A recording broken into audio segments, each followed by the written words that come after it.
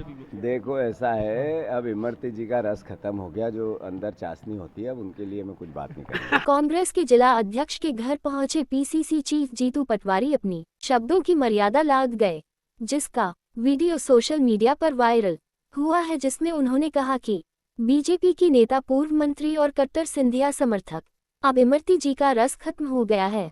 दरअसल ग्वालियर पहुंचे PCC chief Jitu Patwari से मीडिया कर्मियों ने बीते दिनों इमरती देवी के वायरल हुए ऑडियो के बारे में सवाल पूछा था, क्या इमरती देवी कांग्रेस प्रत्याशियों की मदद कर रही हैं?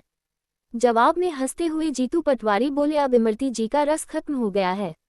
जीतू पटवारी कांग्रेस के जिला अध्यक्ष देवेंद्र शर्मा के घर शिंदे की छावनी पहुंचे थे, वहां उन्होंने ये बयान दिया, जिसमें उन्होंने खुलकर मीडिया के सामने बोले कि देखो ऐसा है, अब इमरती जी का रस खत्म हो गया है। आदरणीय प्रियंका जी का नीटू सिकरवार जी के पक्ष में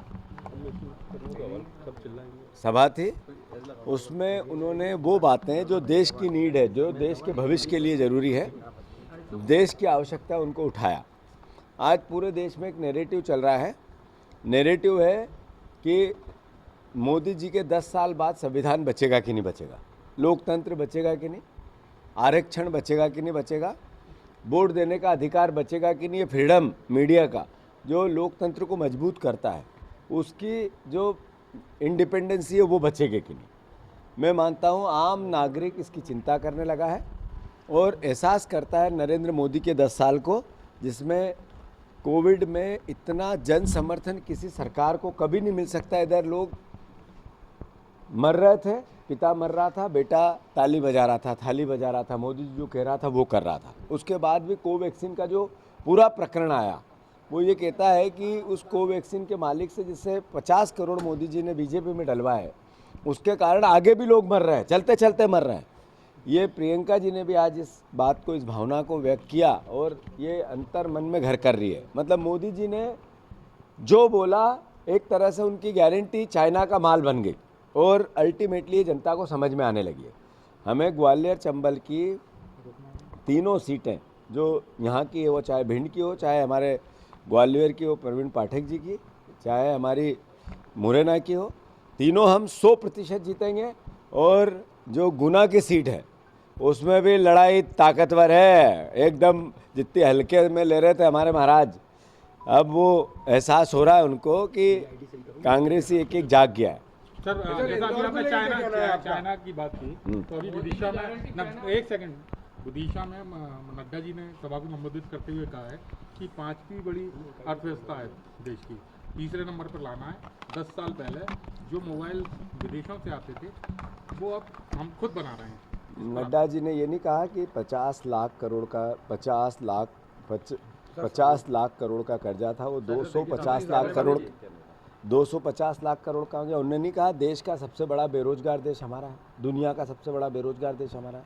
उन्होंने नहीं कहा पाकिस्तान और बांग्लादेश से महंगा खाना पीना यहाँ मिलने लगा है। उन्होंने ये नहीं कहा कि इस देश में 84% किसान कर्जदार हो गए हैं। उन्होंने ये नहीं कहा कि हर घर महंगाई की मार है, यातना है। उन्होंने ये नहीं कहा जो सिलेंडर को वोट जाते वक्त नरेंद्र मोदी ने 400 का बोला था और ये कहा था इसको नमस्कार करके जाना, अब 1000 वाले को क्या पेड़ छू के जाए इसके वोट डालने। उन्होंने ये क्यों नहीं कहा?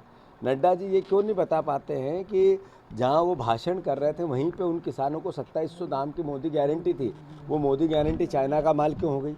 वो उन्होंने कहा था 3100 का दाम था, जो चाइना का माल क्यों हो गया धान का? 3 हज़ार रुपये बहन शिवराज जी चिल्ला चिल्ला गला फाड़ फाड़ के कह रहे थे, वो 3000 का है।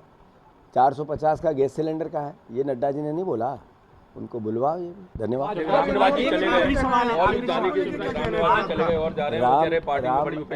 राम निवास जी हमारे साथ थे, उनके लिए कोई भी छोटे और ओछे शब्दों का मैं उपयोग नहीं करूंगा। उनके लिए मैं मनोकामना करूंगा कि ईश्वर वो जिस उद्देश्य के लिए गए हैं उनकी मनोकामना पूरी हो, उनका चुनाव बाद अपमान न हो। उनको जो पीछे अभी हमने जो आगे देखा है, इससे पहले मैं जब ग्वालियर आया था तो मैंने कहा था कि 65 नेताओं को सिंधिया जी ने कहा कि चिंता मत कर, मैं हूँ ना, मेरे तरफ देखो, और ले गए बीजेपी में। उसमें से 7-8 पॉलिटिकल जिंदा है जिनके पास पद है, प्रतिष्ठा है, मान है, सम्मान है, बाकी लोग कहाँ हैं? तो ऐसा कहीं रामनिवास जी के साथ नहीं होगा। आज शिवराज जी ने तारीफ करते हुए कहा कि सिंधिया जी की वजह से ही मैं लाडली बहना योजना ला पाया, वो सरकार ना गिराता, मतलब आपकी सरकार। तो उनने तारीफ करते हुए उनकी ये नहीं कहा कि सिंधिया जी आए थे तो उन्होंने अतिथि विद्वानों को रेगुलर करने का भी आपको कहा था, क्यों नहीं किया? किसानों का ऋण माफ़ी करने का कहा था, वो क्यों नहीं किया? उनने ये नहीं कहा शिवराज जी ने कि 3,000 रुपये मैंने चुनाव के बाद देने का क्या था, वो बहनों से मैंने धोखा किया है, वो नहीं बताया शिवराज जी ने, वो भी बता दें। कर रही है उनके ऑडियो कई वायरल हो रहे हैं। देखो ऐसा है, अब इमरती जी का रस खत्म हो गया, जो अंदर चाशनी होती है, अब उनके लिए मैं कुछ बात नहीं करूँगा।